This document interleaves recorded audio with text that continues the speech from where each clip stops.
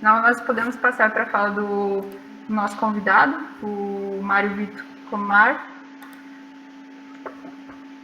Ok, eu vou apresentar minha tela. Certo. Enquanto isso, eu vou fazer a apresentação do senhor, tá? Bom, o professor Mário Vitor Comar, ele possui graduação em Arquitetura, Planejamento pela Universidade de Western da Austrália, graduação em Arquitetura e Urbanismo pela Universidade Federal de Pernambuco, mestrado em Biologia pelo Instituto Nacional de Pesquisa da Amazônia, doutorado e pós-doutorado em Engenharia Ecológica na Faculdade de Engenharia de Alimentos pela Universidade Estadual de Campinas. Atualmente ele é professor adjunto da Universidade Federal da Grande Dourados, no curso de Gestão Ambiental da Faculdade de Ciências Biológicas e Ambientais. É membro fundador e primeiro presidente eleito do Instituto de Meio Ambiente e Desenvolvimento, o IMAD.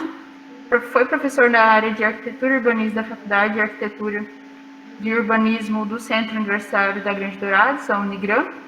Fundou, junto com colegas pesquisadores, o Núcleo de Estudos em Boas Práticas Urbanas, o NURB.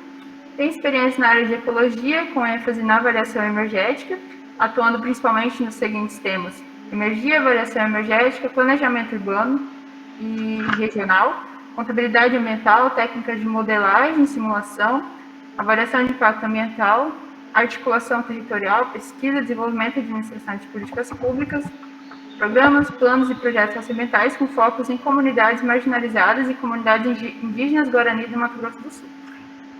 Esse é o professor Mário Vitor, qual vai ter uma fala a partir de agora. Então, o senhor tem até às 9h20. Depois nós vamos abrir para debate, perguntas. Então, vocês podem ficar à vontade para mandar perguntas no chat. Vou estar acompanhando aqui. Professor, a fala é sua. Fique à vontade. Bom, primeiro, eu não sei se todos estão vendo a minha tela. Estamos sim. Ok, primeiro eu queria agradecer pessoalmente a você, Fernanda, pelo convite.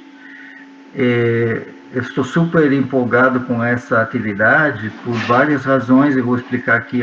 A primeira é realmente pessoal. Eu queria te parabenizar pelo esforço nesses últimos anos, pela tua brilhante exposição que eu não pude ver desde o início, mas que atesta realmente a tua competência, a tua sensibilidade. E então a primeira questão é de caráter pessoal, como egressa do nosso curso de gestão ambiental, que reúne, né, integra as questões sociais, uma visão humanista, holística, com as questões das funções da biosfera, dos ecossistemas, biomas e ecossistemas nos quais operamos, né, as condicionantes ambientais específicas. Essa garra que você tem e essa capacidade de fazer a interação, a interfaceamento entre as várias áreas do conhecimento, que é essencial para a gestão e para gestores.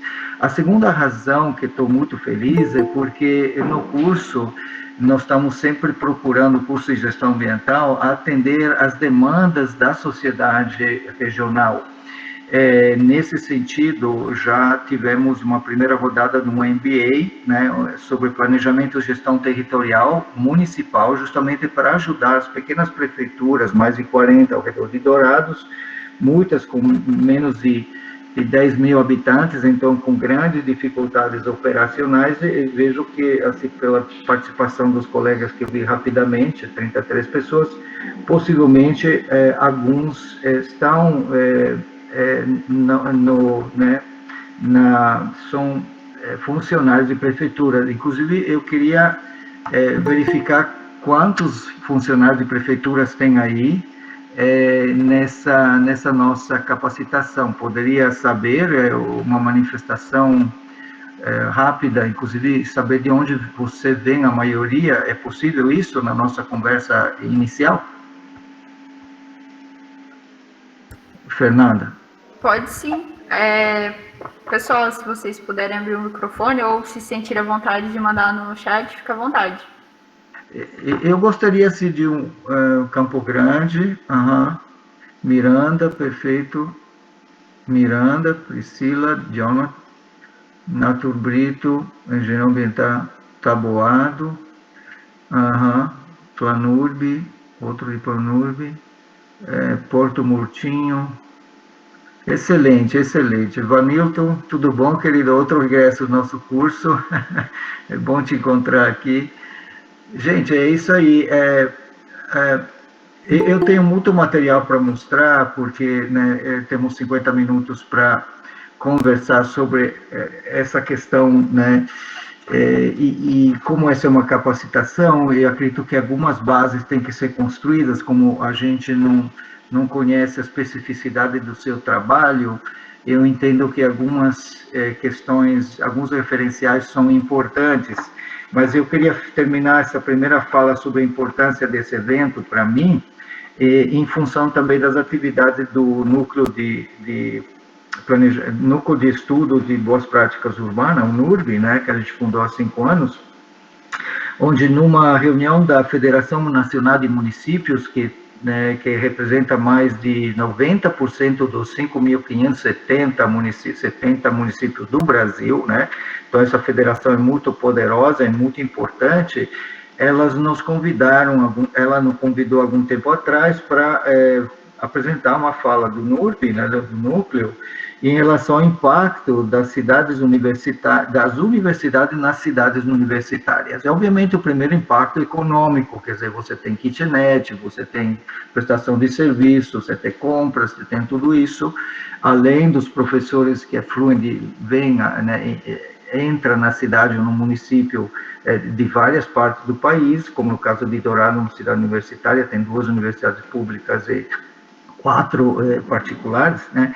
Mas o maior impacto, então, não é só apenas econômico, o impacto realmente de desenvolvimento, citando São Carlos, né, onde os egressos da universidade, gerando conhecimento, aplicando esses conhecimentos e sinergizando entre eles, através de startups e de incubadoras, enquanto na universidade, conseguiram se fixar em São Carlos e produziram produtos fantásticos de TI, em outras áreas também, mecatrônica, tudo mais, que explodiu e que agora está sendo exportado. Então, a região toda desenvolveu a partir do importo da universidade. Então, tendo uma universidade pública que, infelizmente, está sendo sucateada, que está sendo reprimida nas suas funções sociais, parte em função da própria dificuldade dela de atuar em questões extensionistas, quer dizer, aplicar o conhecimento na região, riquíssima, se diga por passagem, em termos culturais, que temos indígenas, quilombolas, temos populações paraguaias, estamos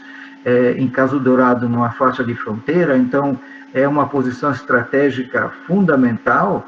Além disso, realmente o impacto tem que ser relevado pela sociedade. Como estou falando com técnicos de prefeituras, é importante que realmente se entre nessa perspectiva, né, de entender a importância de universidades públicas, federais ou estaduais. A UEMS está fazendo um trabalho brilhante, tudo isso. Então, por isso que estou super feliz de estar aqui juntos, pensando, né, gestão, pensando territorialidade, pensando mosaicos dentro da visão. Teve uma pergunta aqui sobre reservas legal, tal. A gente não vai entrar diretamente nisso, mas vamos ver algumas questões que podem ajudar nessa visão da importância dessas reservas legais. Muito bem, então eu vou voltar para a apresentação aqui, deixa eu ver aqui, então. Outra coisa que queria dizer, embora eu vou ter que falar bastante, qualquer momento que qualquer um de vocês tenha uma pergunta ou tenha uma colocação a fazer, sinta-se livre, tá? Bom, aí eu vou começar com um assunto muito sério, que é a presença e o papel da mulher, principalmente no meio rural, né? Essa é uma homenagem a essa figura extraordinária que é a mãe, que é a mulher, não é apenas para ter a sua simpatia, é para expressar uma questão fundamental, né?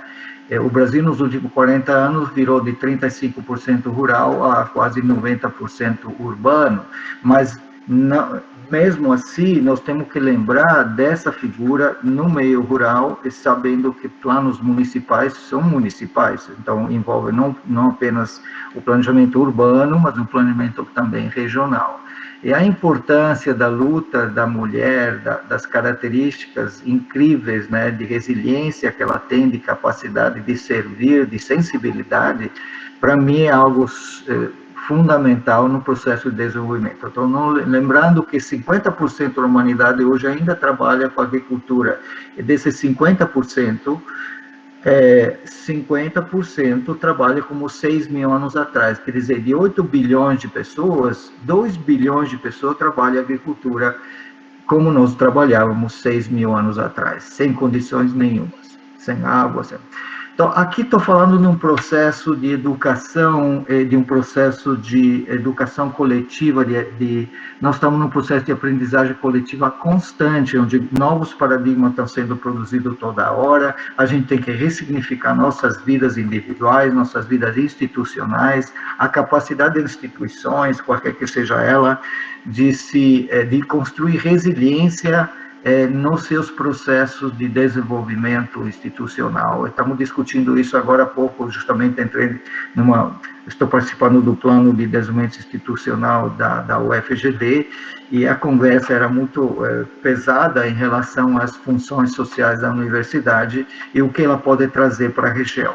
Então, esse mesmo curso, por exemplo, né, eu estou servindo à sociedade, eu estou aqui com grande alegria, porque vejo que esse é o meu papel, e novamente agradeço a Fernanda pela convocação, porque isso é uma convocação, né, trabalhar com isso. Agora, um conceito muito importante nessa aprendizagem coletiva é que nós aprendemos, nós desenvolvemos o nosso potencial, e a educação é um processo que deveria ser suave e de grande nobreza. A nobreza do ser humano tem que ser olhada no processo educacional, e a educação, poucas pessoas sabem, vem dessa palavra, de duas palavras em latim, ex e duco.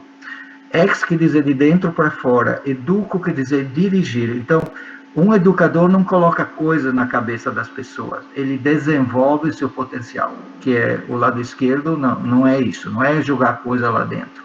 O lado direito é o que acontece. Então, nessa mesma base, nós estamos aqui, é aqui que está a dificuldade, a minha dificuldade de ter que expor sem conseguir olhar sua cara, porque enquanto estou olhando minha exposição, não estou vendo ninguém. Né? Essa é uma limitação dessa plataforma, mas é isso que temos. Então, no processo, estamos nesse processo, então, de aprendizado coletivo, que exige, assim, que esses potenciais presentes nessa sala, né, onde cada um de vocês tem uma beleza própria, tem uma experiência própria, única, e essa beleza, essa experiência tem que ser trazida, não é só um cara de fora, o Vitor, que vai dispensar sua sabedoria, não, é todos nós entendendo um processo extremamente complexo no momento atual, quando todos os paradigmas estão sendo quebrados, inclusive o científico, de fraccionar a ciência e a tecnologia, e a gente precisa desenvolver uma humildade perante essas questões. Então, esse processo de aprendizado coletivo, ele passa dentro de um processo, então ele tem um início, um meio, um fim. Esse início é aprendizagem, por isso que eu coloquei a questão educacional, ex-duco, nesse sentido. Desenvolver o potencial, isso se envolve também a potencial regional, potencial cultural, potencial de conhecimento tradicional, ligação ciência ocidental com a ciência das populações tradicionais, que é extraordinária. Tenho trabalhado com questões indígenas nos últimos 35 anos no Brasil, e participo como consultor da FUNAI sobre a demarcação de novas áreas indígenas, então a gente tem uma certa vivência, e o conhecimento, né, dos indígenas em relação ao seu meio natural é realmente extraordinário. A etnocologia, biologia, botânica, todas essas áreas, e com a pandemia nós estamos perdendo verdadeiras bibliotecas ambulantes, que são os anciãos, os antigos, que estão morrendo e levando consigo esses conhecimentos. Então, passando pela aprendizagem, essa aprendizagem mais realmente ampla, né, ampla e integrada, nós precisamos exercer nosso controle social, isso que eu pretendo colocar, pelo menos, algumas pinceladas. O que é esse controle social? Ele tem que ser baseado, obviamente, em certos referenciais e conhecimento aplicado à transformação social, que é assim, entendo que a vida de cada um de nós é uma missão. Nós temos missões individuais. Leva tempo, às vezes, para identificar quais e como, né? Com que ferramentas. Mas, sem dúvida, a principal ferramenta é a compreensão, é um dom, junto a uma outra que é a sensibilidade. Quando eu falo disso, é sensibilidade. É saber ouvir, é saber também escutar. É uma diferença enorme entre ouvir e escutar. Eu ouço, mas não escuto. A maioria do tempo eu estou no passado ou estou no futuro. Não estou presente, não estou ouvindo aquela pessoa. É isso que precisa em processo de desenvolvimento, principalmente quando se trata até de comunidades cuja cultura é totalmente diferente da nossa. É o caso de muitas prefeituras, né, que estão presentes aqui também. Bom, então, aqui a transformação social, ela é impulsionada, sim, pela extensão universitária. E a gente tido, sim, nos últimos anos, bastante projetos na questão de extensão, ela demonstra que a transformação, a sociedade precisa tanto de todos os setores, obviamente, o governamental, o setor produtivo, né, o segundo setor, né, empresariado, que tem que arcar com sua corresponsabilidade socioambiental, que é um outro paradigma, que aqui no estado é muito incipiente. Já no Paraná, 80% de todos os custos de recuperação de áreas degradadas, de questões de regime hídrico e tal, é custeado pelo empresariado. Né? Mas isso foi 30 anos de trabalho no Paraná, pelos vários governadores, independente da coloração política, né, partidária. É muito avançado, enquanto aqui no estado estamos realmente iniciando esse processo. Sem dúvida, como que chama, a própria Neotrópica está bem por dentro desse processo. Então, essa extensão universitária tem que realmente validar e aplicar esse conhecimento, e tem métodos para projetos socioambientais. Entendemos que gestão é método, né? É método, além dessa sensibilidade, para levar a um processo amplo, né, de aprendizagem coletiva, que é educação ambiental, porque pela resolução CONAMA, a antiga, 2003, me parece, ambiente é tudo, né? Ambiente é a nossa vivência. Então, educação ambiental é transversal. Então, o processo de aprendizagem do antigo chinês, do mandarim antigo, é composto por conhecimento e prática. Não tem como fazer isso. É o yin e yang. Então, nós, na universidade, temos conteúdos, princípios, teoria, então, referenciais, e temos tudo de caso que é a prática. Então, dentro do tempo que me cabe, a gente vai ver alguns estudos de casos, mas a questão fundamental aqui é qual tipo de conhecimento é mais útil para a sociedade. É uma grande pergunta que só encontrei nesse filósofo inglês do século XIX e XX, Herbert Spencer, que pergunta isso. O ideal seria vocês, né, escreverem o que vocês acham, qual conhecimento, né? Mas não temos tempo para isso. Então, a resposta que ele deu é realmente super, super interessante. Ele disse que a construção, o refinamento do caráter humano. Ele disse que caráter é superior a intelecto. Por que isso? Porque um cara pode ter uma capacidade incrível. Estava lendo outro dia sobre a Segunda Guerra Mundial e a capacidade do Hitler de movimentar massas, de bolar todo tipo de ideias, extremamente criativo. O cara pintava, escrevia poesia, tal. Mas veja o que deu, né? Então, intelecto não é certificado de sucesso nem de desenvolvimento. Então, caráter é superior ao intelecto. Uma pessoa que pode não ter grandes capacidades intelectuais, mas ela tem caráter, ela sempre vai ser útil para a sociedade. E a gente tem que lembrar isso em processo de desenvolvimento. Caráter é fundamento.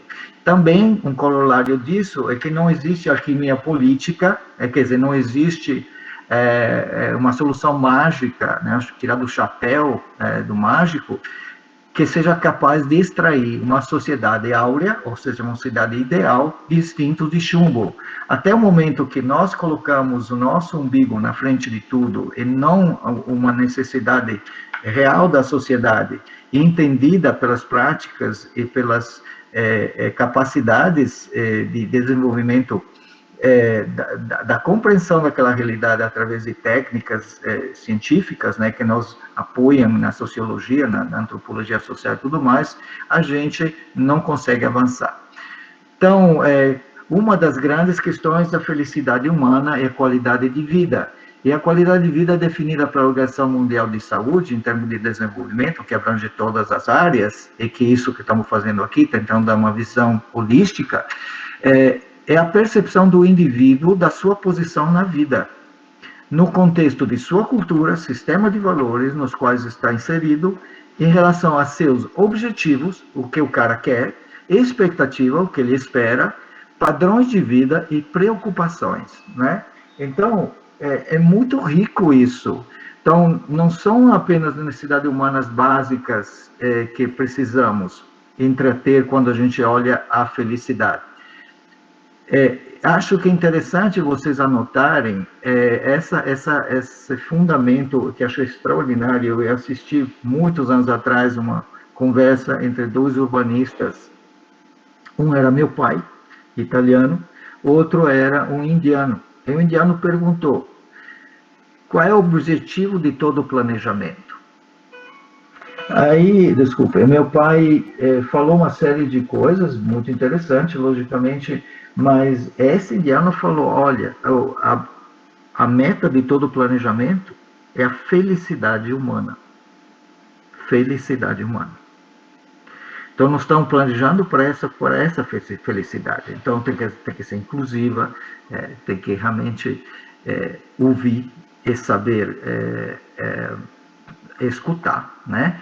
Mas são necessidades não apenas materiais, mas também, obviamente, sociais, mas também profundas espirituais, dentro dessa visão de qualidade de vida, sistema de cultura, sistema de valores, objetivos, expectativas, padrão de vida, preocupações. Então, é importantíssimo que esse referencial, que a qualidade de vida seja realmente entendida nessa complexidade. Não tem como fazer menos. Bom, aqui nós temos 4 áreas que eu pretendo desenvolver de alguma forma, que é a primeira, a biosfera. Essas áreas têm que ser integradas. Então, temos seres humanos dentro da biosfera que nos hospeda, temos processo, temos possibilidades. Fernanda, eu precisaria realmente, não tenho como ver horário, está difícil, são 9 horas. Quanto tempo ainda tem? Meia hora? 40 minutos? Eu tenho meia hora. Porque meia hora, eu né? acabei atrasando um pouquinho, passou, né, do meu limite, então tem mais mais meia hora. Tá, mas eu aviso o senhor. Por favor, a cada 10 minutos me dá um toque. Pode deixar, tá bom. Obrigado, agradeço. Ok, então, olhando a biosfera, nós temos megaprocesso, nós estamos aqui, a Terra tem 4,5 bilhões de anos, nós já chegamos, como todo mundo sabe, na última hora, no último minuto, no último segundo nessa escala temporal. O Homem erectus está ali há 4 bilhões de anos, mais ou menos, o Homo sapiens sapiens, 200 a 300 mil anos, e nos últimos 10 mil anos, olhando aqui embaixo na slide, no período Holoceno, desde a última era glacial, né, nós tivemos a oportunidade de explodir a 8 bilhões de indivíduos, enquanto tinha poucos milhões andando por aí na época. Então, nesses 10 mil anos, o que permitiu essa explosão? O que vocês acham? Alguém gostaria de dizer alguma coisa, por favor? O que permitiu essa explosão incrível da população humana em todas as latitudes, em todos os continentes? É uma pergunta fundamental. Porque ela está relacionada exatamente ao nosso paradigma atual. Nessa pergunta se baseia todo o meu trabalho aqui, a minha exposição. Produção de alimentos.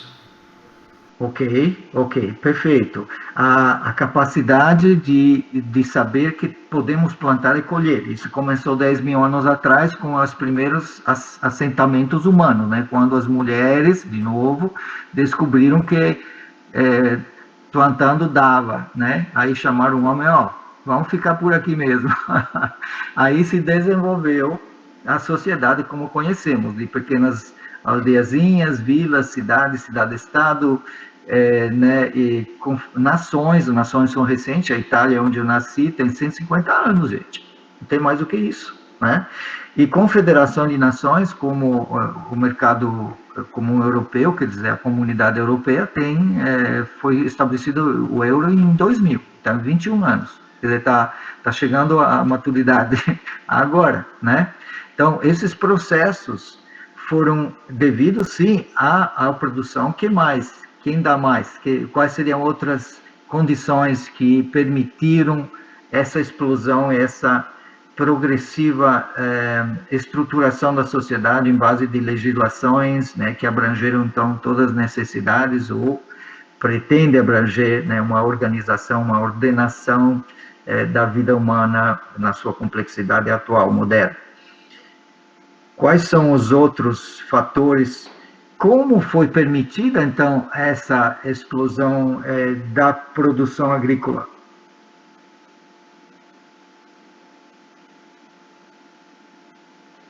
A produção agrícola, na verdade, foi um resultado né, da aplicação do conhecimento, mas dentro de uma condição existente. Qual foi essa condição que perdurou 10 mil anos, que estamos agora, basicamente, no antropoceno, nesses 60 anos, desde a Segunda Guerra Mundial e os vários experimentos de bomba atômica nos anos 50 e 60, a maioria desconhecidos, que alteraram a composição da própria atmosfera, por ter sido realizados em atolos ou debaixo do mar ou em desertos, que pegou, que permitiu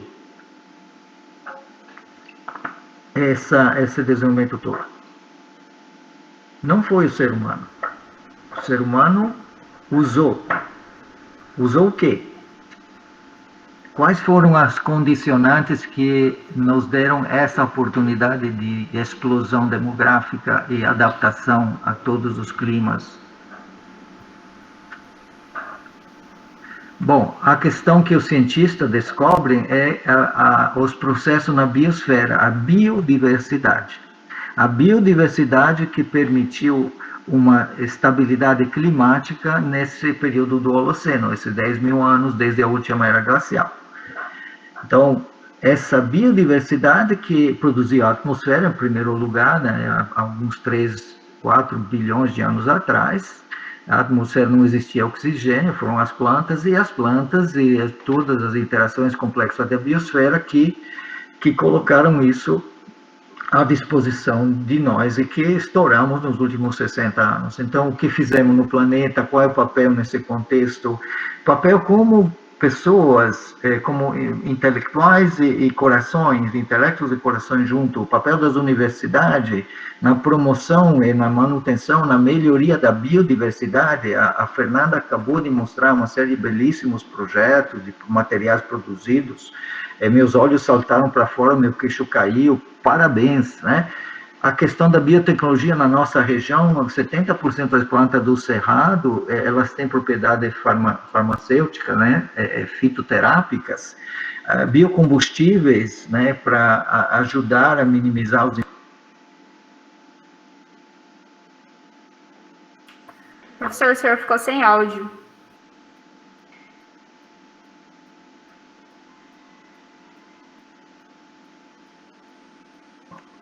Ok.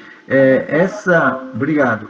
Esse processo civilizatório, pelo antropólogo Darcy Ribeiro, ele está baseado em 3 aspectos, né? A ideologia, a forma que nós enxergamos a realidade, a constituição da sociedade, a sua organização social, política, administrativa e a tecnologia. Qualquer mudança nessas 3 áreas, uma mudança civilizatória. Eu coloco mais ainda a questão da transcendência, ou seja, o saber que não sabemos, né? O conhecimento que temos que olhar para as coisas com uma certa humildade. Temos que olhar para a comunidade tradicional, entendendo que não entendemos praticamente nada do que eles realmente vivem, pensam e de que forma eles atuam a partir desse pensamento, dessa cosmologia, dessa visão de mundo que é extremamente ligada aos processos naturais que eles entendem muito bem, né? Então essas questões são paradigmáticas. Hoje temos 9 megaprocessos na biosfera que estão realmente além dos limites. Se você pega uma parte central, radialmente se desenvolve. Esse é um primeiro limite, e esse é um segundo limite. O segundo limite já foi estourado pela taxa de extinção de animais, né, e plantas, pelo ciclo de nitrogênio e fósforo, né, pela mudança em uso da terra. O primeiro limite está chegando ao segundo limite. E o que está chegando no segundo limite, no primeiro limite, é que tem a mudança climática já foi além, mas a acidificação dos oceanos, então megas processos que afetam todos nós. E aqui tem questões, né, da mudança climática, se é antrópica, é nossa. Olha o Brasil 1500 e olha hoje a Mata Atlântica. Olha a Mata Atlântica no estado de São Paulo, olha a nossa configuração aqui, essa aqui é o município de Dourados aqui, essa é a cidade de Dourados, em rosa, né? Esse é o município de Dourados, essa é a área do Cerrado e essa é a área da Mata Atlântica. E na Mata Atlântica, um total de mais ou menos 7 a 8% da vegetação original que está presente em todos esses municípios ao nosso redor aqui.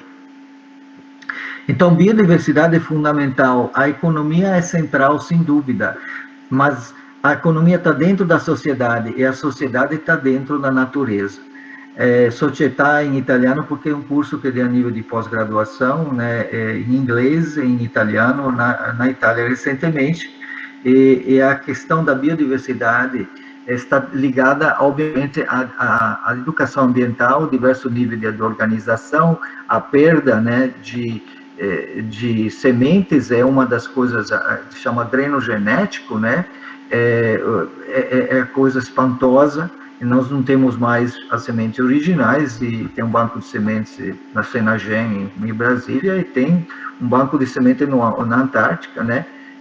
Para segurar essa coisa. Agora, chegando da biosfera, da sua importância, da importância da biodiversidade aos seres humanos, como nós organizamos, né?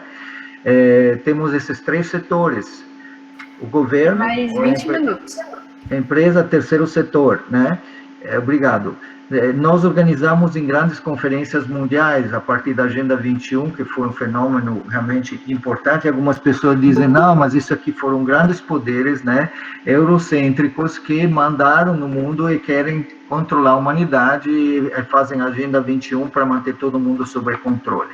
Existe uma certa realidade nisso, mas a Agenda 21 foi um avanço. Eu trabalhei na Agenda 21 estadual, em 68 municípios, e foi muito gratificante ver o nível de discussão que isso chegou. Mas a Agenda 21 foi trocada pelos Objetivos de Desenvolvimento do Milênio, né, nas grandes conferências mundiais, 8 objetivos, erradicar a pobreza e a fome como principal, ensino básico universal, igualdade entre homens e mulheres, redução da mortalidade, assim por diante. Agora estamos pautados pelos ODS 2030. Os Objetivos do Milênio findaram em 2015, e o Brasil é signatário em dezembro de 2015, né, em Paris, desses ODS 2030, que devem pautar todo o nosso desenvolvimento. Daqui para frente, qualquer projeto, captação de recursos, tudo está fortemente baseado nisso, tanto que cada projeto, a vinculação dos projetos com o Objetivo de Desenvolvimento Sustentável, tem que ter isso claro. Por exemplo, em programas que eu desenvolvi para a área indígena, esse quadro sinótico identifica como área de atuação proposta no programa emergencial, Etnoeco, um programa que estavam propondo, está atrelado aos ODS. Então, eu criei esse quadro que não existia, a área de educação, no caso, a área de atuação, a recomendação, os objetivos que estão ligados e os indicadores de desempenho. Então, isso é interessante ter esse referencial por parte dos municípios que querem entrar em editais e querem trabalhar, desenvolver projeto, captar recursos. Então, daqui para frente, todo projeto tem que estar ligado a isso. Agora, olhando o que? Nós estamos olhando os seres humanos, o impacto deles na biosfera, e nós estamos precisando entender que desde 85 existiam simulações computarizadas dentro dos grandes programas de simulação do clima, que mostraram claramente que a dispersão da precipitação da Amazônia Central, num ponto hipotético central, era para todo o continente da América do Sul.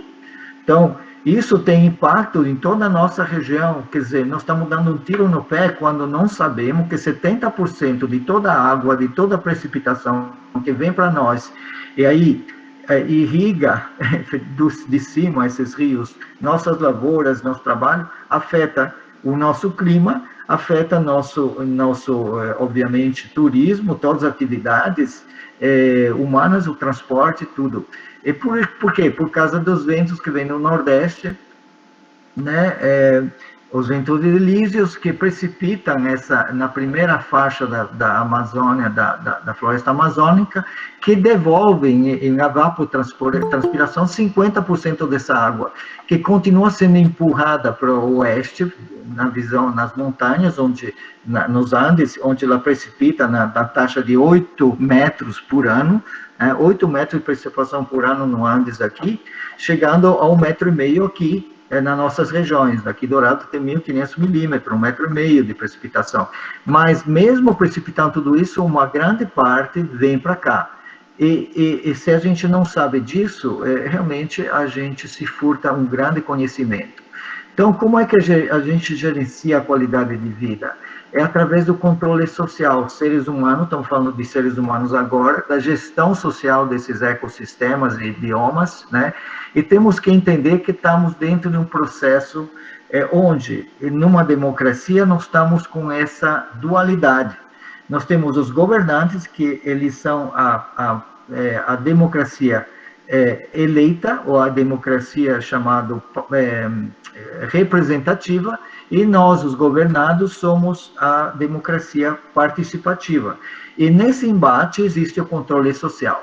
Só que estamos muito mal e parcamente organizados, como o equilíbrio de filósofos, cientistas, organizações não governamentais, até o setor produtivo, está muito mal organizado para exercer esse controle social. O caso do plano diretor de Dourados, estou envolvido como representante da UFGD, nas discussões do revisão do plano de Dourados, que é exatamente um problema de controle social. Não temos esse bicho. Não temos no estado inteiro, né? Precisamos começar o nosso potencial é enorme, mas a nossa condição, o nosso capital social, que é a forma de organização de um povo, de uma nação, de uma prefeitura, é pífio, quase inexistente. Então, aqui nós temos essa questão, o ecossistemas, o governo, a comunidade científica, a sociedade organizada, na qual até coloco o empresariado, porque ele deve fazer parte, através das suas associações e das várias classes e várias corporações, desse impacto nos ecossistemas. Então, quando a gente olha para a sociedade, então estamos olhando os seres humanos, como estamos organizados, a comunidade científica basicamente tem uma filosofia de aprendizagem, de testar e tudo mais.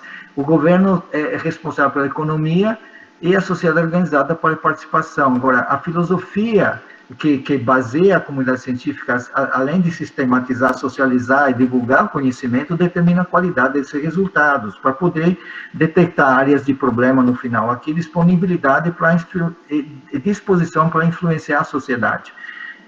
De alguma forma, a minha fala está influenciando, né, a sociedade regional. E, obviamente, seria fantástico eu poder participar das discussões, né? E por isso que estou querendo colocar essas questões antes. Detectando áreas de problemas, descobrindo soluções e oferecendo alternativas com o desenvolvimento sustentável. Enquanto o governo representa, administra legalmente, ele tem um mandato, né? Ele não manda, ele é mandado, ou deveria ser mandado. O governo deveria expressar a vontade da sociedade. deveria priorizar o social, ouvir a população e entender, não é só ouvir, mas escutar, e ter atividade transparente, nas quais nós vamos ver que a organização do ser humano se pauta por tecnologias sociais, como a audiência pública é uma tecnologia social, né? Esse curso é uma tecnologia social. Todos os processos participativos são isso. Sim, por favor. Ontem eu estava ouvindo um programa e estava tendo uma discussão com um pecuarista, e o apresentador falou que tem algo que até 2050 nós teremos que dobrar a produção de alimentos a nível mundial. E esse desenvolvimento sustentável, como nós falar assim, em dobrar, é algo assim inimaginável hoje, né? Como nós vamos resolver essa situação? É uma excelente pergunta, eu vou respondê-la na minha exposição, pode ser? Eu vou voltar nela, pode ser? Pode ser, tranquilo. É complexa, o que você está pedindo, realmente, a pergunta é os $50 mil. Como eu falava minha criança, quando era criança, dólares. A pergunta é os $50 mil, né? Você realmente entrou na ferida, né? Ok, a questão da sociedade organizada é a participação, então, instituições que emergem, as ONGs, potencialidade do ser humano, a capacidade de consultar e tal. Uma organização não governamental, ela tem uma característica, que ela trabalha num universo diferente das demais. Ela começa normalmente com algum tipo de assistência social, ela tem que desenvolver pesquisa e ela tem que atuar na transformação social. Isso é muito claro. Só que a maioria só faz assistência social, quase nenhuma faz pesquisa e praticamente quase nenhuma faz transformação social, ou é muito difícil que isso aconteça. Eu vejo a Neotrópica despontando nessa transformação social muito bem, pela exposição parcial que eu vi do que a Fernanda apresentou. E aí a extensão universitária vem, essa é um mapa conceitual da definição do MEC, do Ministério de Educação e Cultura, que diz que a extensão é um processo interdisciplinar nessas diferentes dimensões, educativo, cultural, científico, político, que promove que uma interação transformadora. Então, se a minha fala não transforma nem o coração, nem a cabeça, eu perdi meu tempo, o seu tempo. Então, essa é uma atividade de extensão da universidade. Eu sou pago para isso, né? Eu não preciso ser pago adicionalmente. E é o meu prazer, o prazer realmente interior enorme de poder transmitir algumas questões que me parecem relevantes. Essa interação transformadora é mediada por acadêmico, professor em projetos e programa de extensão, que tem uma indissociabilidade, então, entre ensino, pesquisa e a própria extensão. E aqui é uma dica muito boa, a Fernanda, sem dúvida, lembra desse mapa conceitual de que define uma approach, uma abordagem de que é um projeto socioambiental. E todos vocês que estão aí vão ter esses projetos, vão gerar esses projetos, vão coordenar esses projetos, vão monitorar, fiscalizar esses projetos.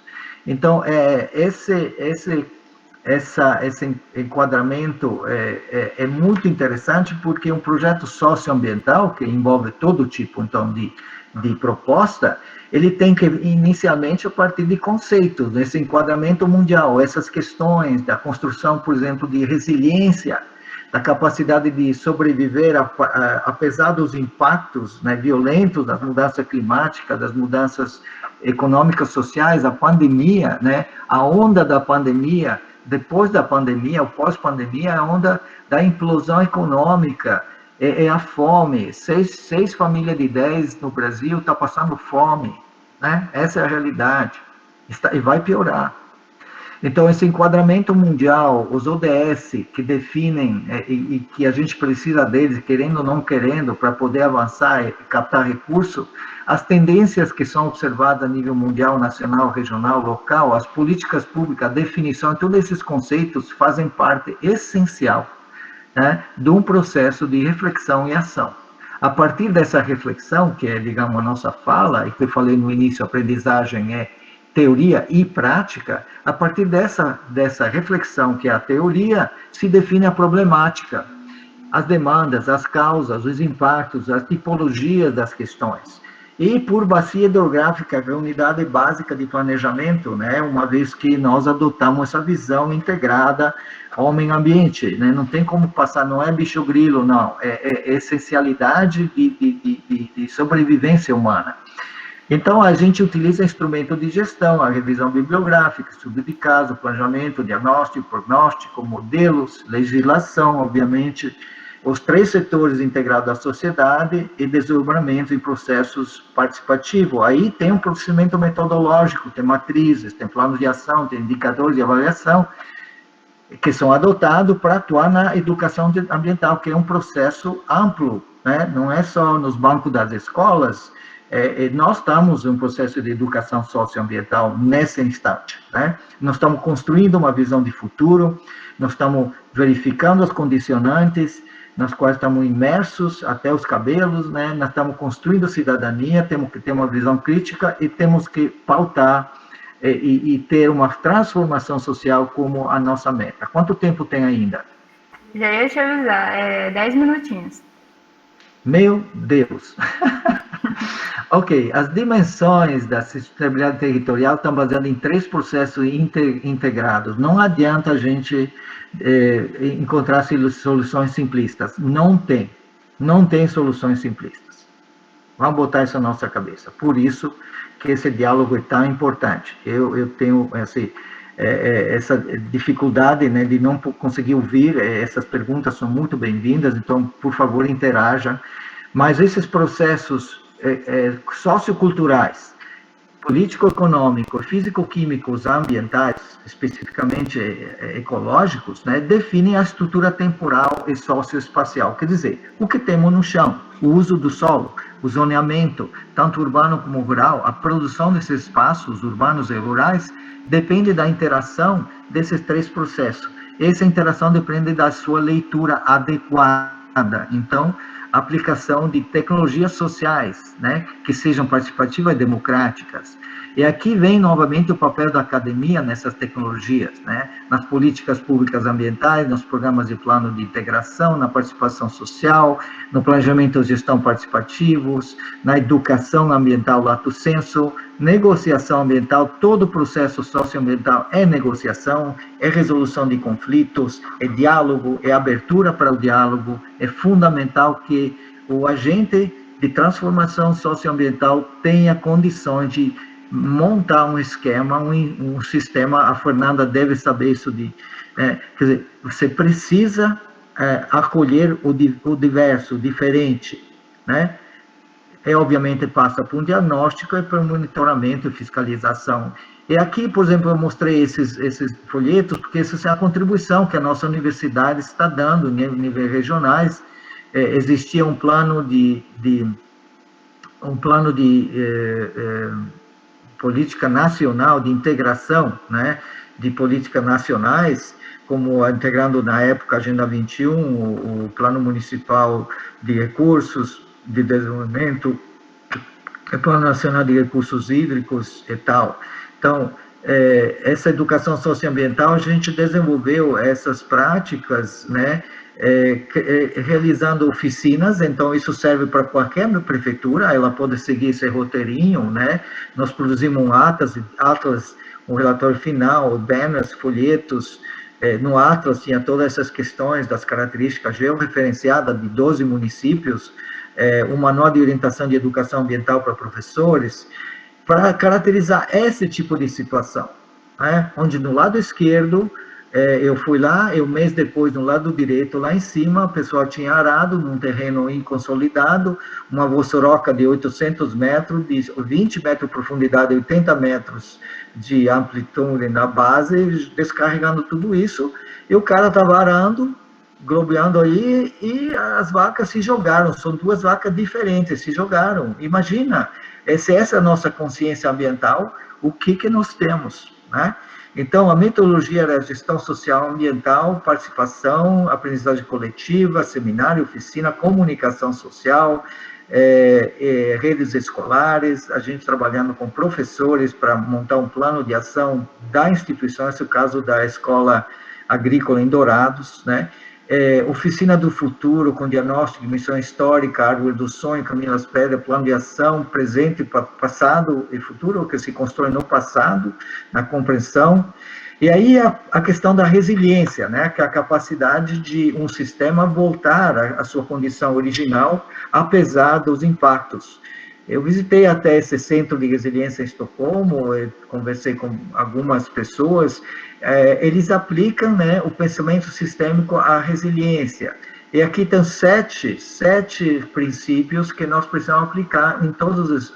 a manter a diversidade e redundância, gerar conectividade, inclusive corredores ecológicos, a gente vai ver, gerenciar variáveis lentas e retornos, fomentar pensamento sistêmico, isso que estamos fazendo na nossa fala hoje, para sistemas complexos e adaptáveis, incentivar a aprendizagem, também estamos procurando fazer, aumentar a participação, então simplificar as coisas, desenvolver produtos como a Neutrópica está fazendo, né, para popularização da ciência, para já mastigado uma linguagem popular, e promover sistema de governança policêntrica. Isso, por exemplo, na cidade, construir cidades dentro de cidades, pegar 3, 5 bairros e juntar para fazer esse trabalho. Aqui é um pouco do NURB, porque o NURB tem essa visão de núcleo de estudos de boas práticas urbanas. Aqui embaixo tem o site, né? O Wixsite tem pouca coisa relativamente, mas esses processos de participação, mobilização e comunicação social, então ele não tem afiliação política, trabalha para servir, processo participativo, planejamento, execução, gestão, monitoramento e fiscalização. Essas são várias atividades. Por exemplo, uma das questões é como trazer biodiversidade para a cidade. Como a cidade, a maioria da cidade, como Dourado, está em cima de um promontório, quer dizer, está no ponto mais alto da região, então os rios passam do centro para fora. Então, essa polinucleação multifuncional deveria trabalhar essas questões de providenciar ligações, esses corredores ecológicos com áreas de remanescentes florestais para trazer para dentro da cidade, nesses fundos de vales, e organizar a cidade em setores. Essa é uma proposta que a gente fez alguns anos atrás e estamos discutindo no plano diretor. Quer dizer, você tem um centro, você tem um cinturão de área de produção orgânica ao redor da cidade para prevenir o impacto dos agrotóxicos na cidade. Esse cinturão, ele também tem uma faixa de mata nativa para ajudar, essa faixa permanece enquanto a cidade se expande, né? Então, a cidade não se expande de uma forma como uma ameba, né? Ela se expande por centros, né? É uma coisa orgânica, né?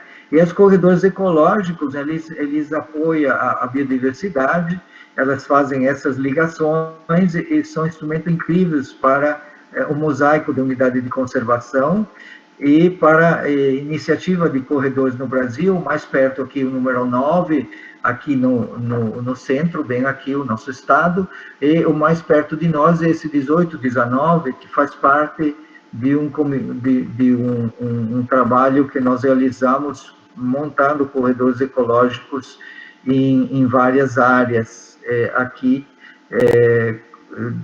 da região, né, através do processo de cartilhas e tal. Esse foi um implantado em Douradina, não sei se não tem ninguém em Douradina, essas são 3 matas, e elas foram juntadas, né, para proteger e melhorar a biodiversidade. E se você olha a paisagem, são as únicas 3 matas praticamente no município. A gente plantou, né, e depois de um ano você tinha esse resultado, e os animais estavam passando de um lado para o outro, né. A própria Itaipu tem esses corredores biológicos, né, ecológicos, estão protegendo a área do reservatório de Itaipu, porque se não tivesse isso, toda essa parte aqui estaria drenando, né? Tem cerca de 7 a 8 milhões de metro cúbico de sedimento que entra na bacia aqui sem a proteção, né? Uma nova ética mudar o modelo mental, isso que estamos fazendo, temos que mudar o modelo mental, compreender o futuro, o mundo de forma holística. se alfabetizar ecologicamente. Esse programa Cultivando Água Boa, que é um programa fantástico, né, que trabalha, por exemplo, com adequação de áreas. Então, aqui você tem algo que está dentro da faixa de domínio da área de várzea, esse material tem que ser retirado, as barracões na casa tem que ser retirado. Então, esses processos de um diagnóstico, é um projeto executivo, é feito pelas universidades, para você ter uma ideia, né? E tem abastecedor comunitário para evitar que o gado vai até o rio, fazendo os sulcos e criando, tem um pacto das águas, né? Tem biodiversidade. O programa Cidade Sustentável é um programa que é um novo modelo de gestão urbana, que na Lei Orgânica Município de Dourados, em 90, já se previa, e nunca foi feito, ter um programa de metas da gestão, né? E essas metas teria que ter indicadores quantitativos que seriam divulgados por todos os meios, passando de uma informação organizada, um diagnóstico, até um plano de metas, de forma participativa dentro dos objetivos e das metas, né? Aqui, por exemplo, um dos primeiros produtos do programa Cidades Sustentáveis que a gente tentou implementar em Dourados é essa condição de mapa de desigualdade. Olha só aqui, de um lado, né, a classe que tem uma piscina por apartamento, do outro lado a favela. Então, e nós estamos criando um núcleo de integração de políticas públicas que justamente tem funções internas à nossa universidade e funções externas, que iria oferecer uma casa dos municípios, onde vocês, senhores, poderiam vir, trabalhar numa sala de projeto e captar recursos através da universidade, né? Esse núcleo de integração de políticas públicas, que teria, dentro do território da Grande Dourados, né, o apoio do conhecimento tradicional, do conhecimento técnico-científico, de infraestrutura, CNPq, agente de financiamento, organizações não governamentais, organismo internacional, né, para aumentar o nosso capital social, gerar uma massa crítica. Nós estamos fazendo isso na nossa conversa, numa sala de projetos que seria comum, servindo as prefeituras, assentamentos acadêmicos, a indústria, da formação, agregando valor.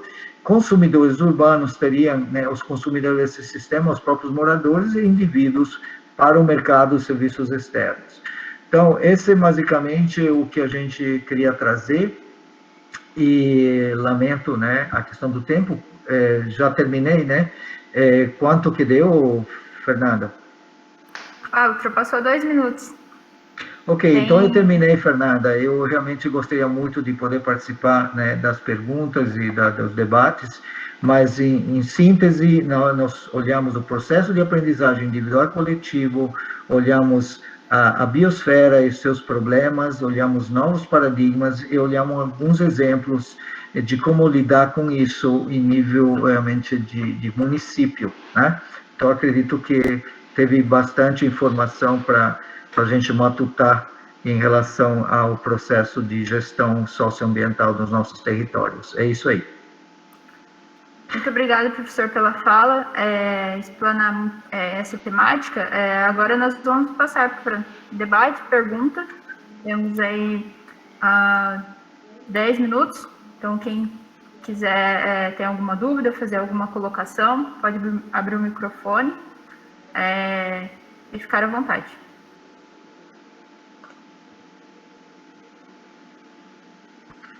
Eu também estou seguindo no chat aí. Aquela questão lá do desenvolvimento sustentável com dobra de alimentos no mundo. Ok. Como podemos resolver? Situação okay. difícil. Um dos maiores problemas é a concentração de ciência, tecnologia e recursos, né? Hoje, mais ou menos 20% da sociedade humana tem 80% a 90% dos recursos da Terra. A questão é uma questão de justiça social internacional, né?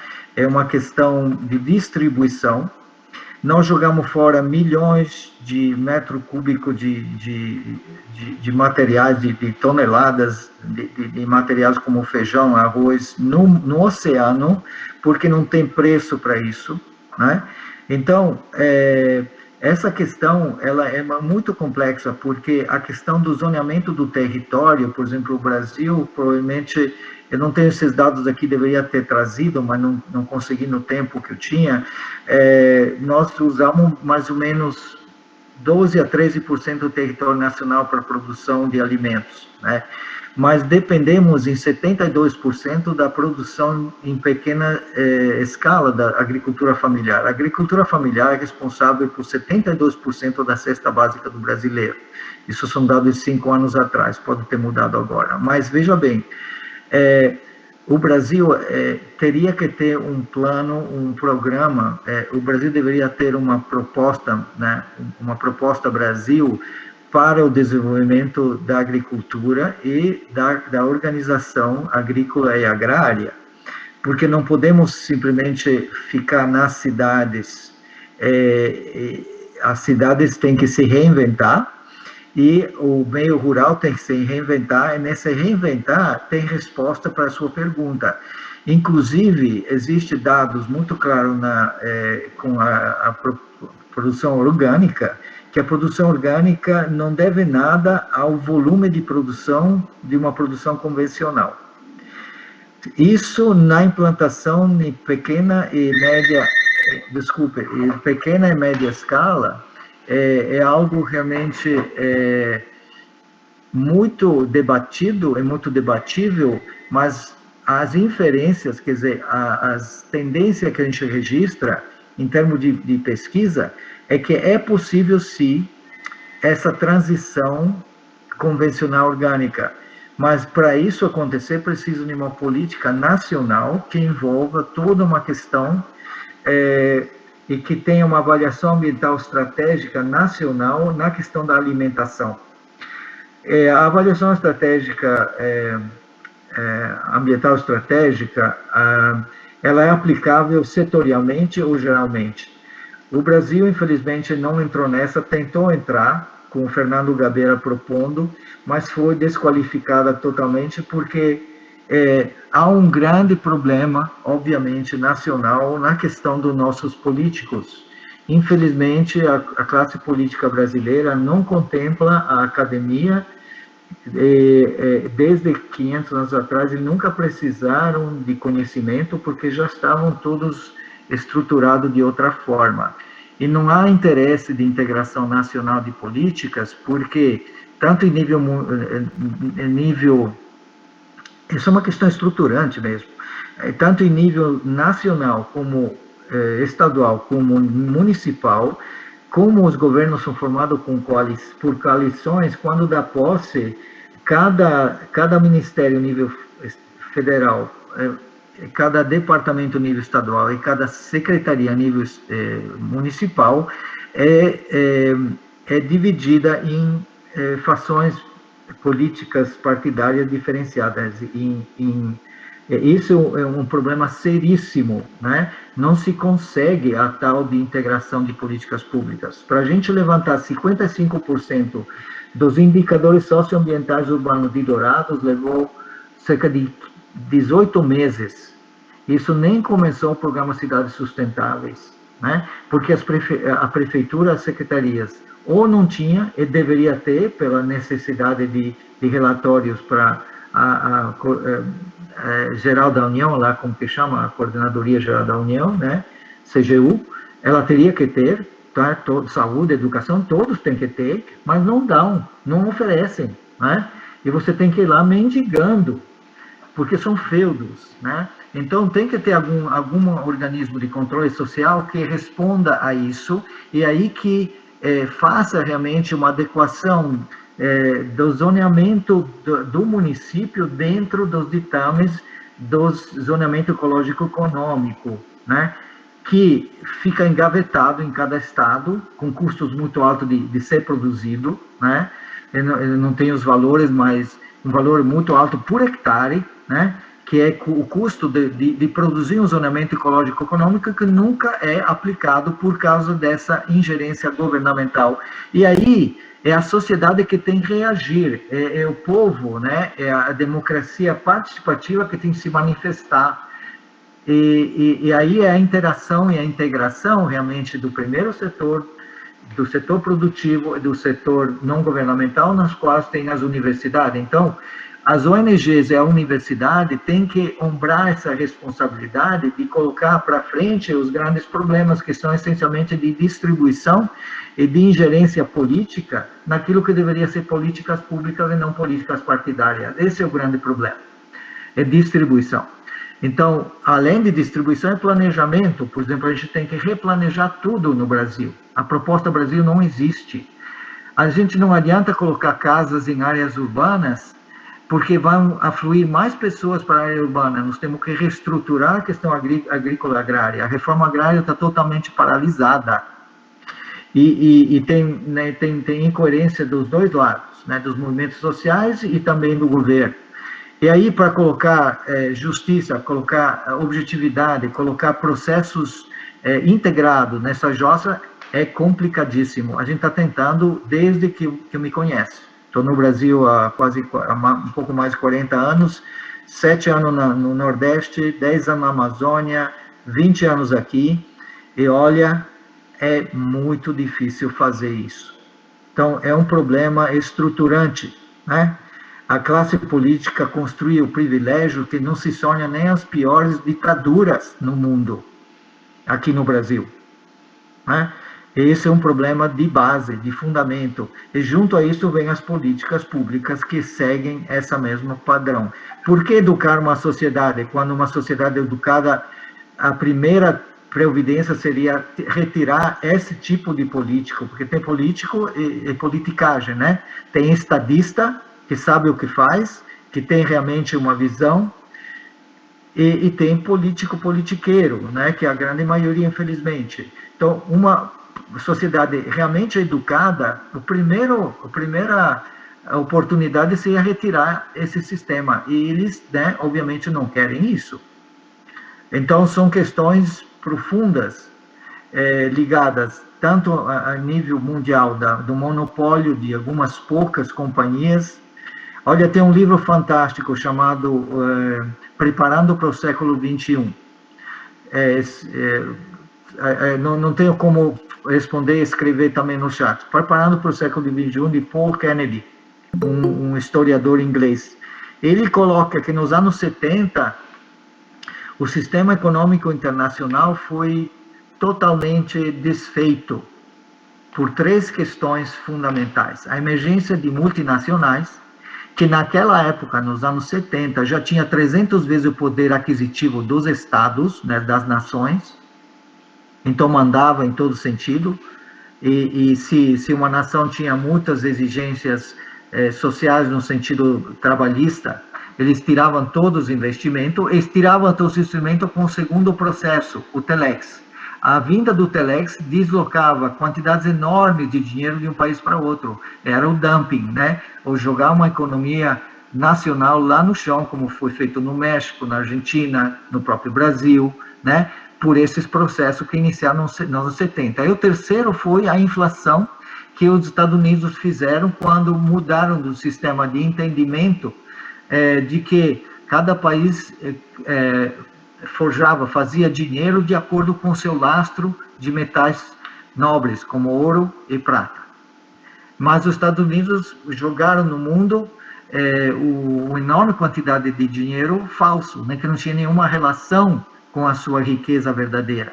E os outros países entraram. Então, ele disse que desde os anos 70, o sistema econômico internacional está falido, está só esperando cair em pedaços. É isso que vai acontecer, está acontecendo. Nós vamos ver nos próximos meses, inclusive, grandes mudanças no sistema econômico mundial, uma depressão muito grande, pós-pandemia vai ajudar também, mas não é só a pandemia que fez isso. É um processo que está engendrado desde os anos 70, até eu dizer 25 mais 20, são quase 50 anos, né, de que o sistema tem resistido, mas não vai resistir mais. Então, a gente tem que criar resiliência, a gente tem que trabalhar com a agricultura urbana, sim, temos que trabalhar com cinturões verdes da cidade de produção de comida que não seja orgânica total, mas que seja comida para esfamear uma população local, em vista das greves que vão chegando, do deslocamento. Então, o sistema de transporte, tudo vai paralisar. Gente, nós estamos realmente numa condição realmente que a humanidade nunca teve. Então, são processos, mega processos, mas nós, em termos regionais, podemos fazer diferença sim. Podemos criar sistema de apoio, economia solidária. Olha, eu sou uma célula, você também é outra célula, do mesmo organismo, chama-se humanidade. Se eu beneficio você, me beneficio diretamente, mas o sistema internacional, local, individual, está baseado na competição. Não é o padrão. As pessoas dizem que a competição cria mais condições, desenvolve conquista científica e tecnológica. Bobagem. Bobagem. A gente tem que se juntar. Olha quantos laboratórios diferentes desenvolvem vacinas, né? E a gente não sabe o que pegar. Então, a modalidade humana é para cooperar, para empatizar, para sinergizar, para solidarizar. Isso que temos que aprender. Essa é a nova onda. Quem não fizer isso está falido. Essa é a realidade, esse é meu recado. Então, a gente tem que implantar esses sistemas em nível rural, urbano, municipal, principalmente. Nós temos que nos dar as mãos, nós temos que acolher aqueles que não têm como comer. Nós somos privilegiados para estar aqui, assentados aqui e conversar. Somos os pouquíssimos privilegiados. Sem falar nas comunidades indígenas, né, que estão numa situação onde o governo não reconhece, como outros governos, Canadá, Estados Unidos, Austrália, reconheceram que pisaram na bola, feio, fizeram medidas compensatórias de peso, estruturantes, constituíram legislação que falasse com cada grupo étnico, que não tem uma legislação escrita, mas tem uma legislação real, porque toda comunidade, toda cultura tem as suas leis, tem que se autoproteger do que destrói a sociedade, né? O corpo tem que ter anticorpos, e cada sociedade tem sua cultura, e cada sociedade tem sua lei. Então, esses governos já fizeram uma legislação que possa conversar. Não é o caso do Brasil, né? Aí não tem os processos em ato, que são as compensações para os gastos feitos, que a Austrália está pagando para essas comunidades aborígenes, que também foram dizimadas, como foram os índios. Se estima a população indígena entre 8 a 12 milhões na descoberta do Brasil. Alguns anos atrás, 20 anos atrás, era mais ou menos 300 mil, agora está 900 mil, está crescendo, mas é irrisório em relação ao que existia, e o processo é terrível. Eu já morei na Nordeste, conheço a comunidade indígena lá, na Amazônia, trabalhei com um projeto de desenvolvimento dessas comunidades, e aqui é a pior área que eu já tive, aqui é de chorar, porque na Amazônia, bem ou mal, eles têm água potável, eles têm recursos naturais, né? Eles têm apoio de várias estruturas, inclusive ajudei essas estruturas a emergir, né? Organizações não governamentais que se organizassem e que desenvolvessem projetos. A gente fazia seminários como esse lá. Iniciamos esse projeto no GTA, no Grupo de Trabalho da Amazônia, que foi o primeiro a ser, eu participei diretamente nisso. Então, são questões estruturantes que a gente tem que ver, né? E a gente precisa entrar com temos que ressignificar nossa vida individual, coletiva e institucional. Não tem outros caminhos. E isso tanto na área rural como na área urbana. Olha, só para ter uma ideia, em Paris, 15 anos atrás, fizeram um estádio de 80 mil, assim, capacidade de 80 mil, e não colocaram nenhum estacionamento, só para de serviços, ônibus e tal. Nenhum estacionamento, mas fizeram um sistema periférico de transporte público ligado ao estacionamento periféricos longe do estádio. Então, quando você coloca mais estacionamento na cidade, você vai encher mais de carro. Quando você coloca mais casas populares, você vai encher mais de gente. Não podemos resolver os nossos problemas urbanos apenas olhando o urbano. Temos que olhar Brasil. Eu não sei se me fiz a entender, né? Muita coisa, eu fico muito animado, assim, forte com as minhas colocações, mas não tem outro jeito. A gente precisa acordar. E a resiliência exige que, tanto em nível urbano como rural, a gente aumente, não diminua e nem apenas proteja, aumente a biodiversidade. Nós temos que colocar, assim, uma rede de corredores ecológicos municipais e implantar gradativamente dentro do passo que a gente tem. Não é difícil, e também não é tão custoso, mas custa uma mudança mental. Eu tentei fazer isso na minha apresentação. Muito obrigado mais uma vez, professor, pela sua explanação. Realmente é um debate muito importante, se faz bem presente. Agradecemos a participação das perguntas, teve algumas colocações aqui no chat. Dando continuidade, nós vamos passar para a apresentação da Bruna Barbosa, a respeito de unidade de conservação na gestão de territórios, a arrecadação de ICMS ecológico, onde a Bruna ela é graduada em Ciências Biológicas pela Anhanguera, pós-graduada em Avaliação de Impactos Ambientais e Processos de Licenciamento Ambiental, responsável pela gestão das unidades de conservação municipais de Alcinópolis, membro do Conselho Municipal de Meio Ambiente e Turismo de Alcinópolis, secretária municipal de Desenvolvimento, Agricultura, Pecuária e Turismo e Meio Ambiente, do município, membro da Frente Parlamentar para o Desenvolvimento da Cidade de Conservação Ambiental do Mato Grosso do Sul, membro do Conselho do Parque Estadual das Nascentes do Rio Taquari e do Conselho do Parque Nacional das Emas. Então, a Bruna tem uma vasta experiência para essa gestão desse território. Passo a palavra para ela. Muito obrigada por aceitar o convite, tanto a Bruna quanto o professor Vitor, para estar aqui expondo nessa manhã para todos vocês. Bom dia, Fernanda. Está conseguindo me ouvir? Bom dia, estou sim, tudo certo. Bom dia, pessoal. Gostaria de começar agradecendo o convite da Fundação Biotrópica para falar um pouquinho sobre a gestão das unidades de conservação de Alcinópolis e, em especial, o ICMS ecológico. Gostaria de cumprimentar e parabenizar o professor Dr. Vitor pela, não digo nem palestra, pela reflexão que ele deixou para nós aqui nesse momento. Nós, enquanto gestores, mas também enquanto seres humanos que somos parte de uma sociedade que vejo que está perdendo sentido de coletivo e partindo muito para o individualismo. Então, acho que a palavra resiliência faz todo sentido nesse momento. Cumprimento também os colegas gestores, secretários e secretárias que estão aqui participando do momento e todos os técnicos e secretarias de meio ambiente e demais participantes que estão ouvindo agora. Eu vou abrir aqui a minha apresentação. Só um momento. Eu só queria agradecer e preciso me despedir em função do planejamento institucional que eu preciso participar.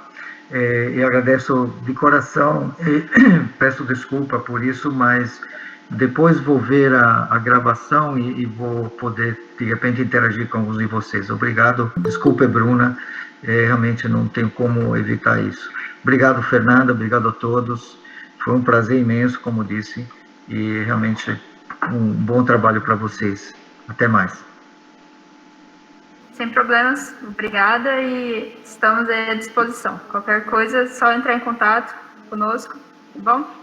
Muito obrigado, um abraço a todos e bons trabalhos. Fique com os poderes maravilhosos que estão inerentes em cada ser humano. Muito amor para vocês todos, muito carinho e parabéns de novo pela organização do evento. Tchau. Obrigado, Bruna. Desculpa a interrupção aí. Obrigada, professor.